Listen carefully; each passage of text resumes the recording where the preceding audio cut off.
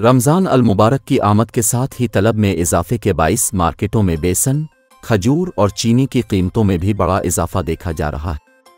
Media reports के मुताबिक रमज़ान अल मुबारक की आमद के बाइस बेसन, खजूर और चीनी की कीमतों में 150 रुपये फ़ी किलो तक का इजाफा हो गया है। पेशावर समेत मुतअद्दिद शहरों में बेसन 100 रुपये इजाफा के साथ 200 रुपये से 300 रुपये फ़ी किलो तक पहुंच गया है। मार्केट में चीनी की कीमत 150 रुपये फ़ी किलो जबकि परचून में 160 रुपये फ़ी किलो हो गई है। इस तरह मुख्तलिफ किस्म की खजूरों की कीमत भी 300 से 400 रुपये किलो इजाफा हुआ है।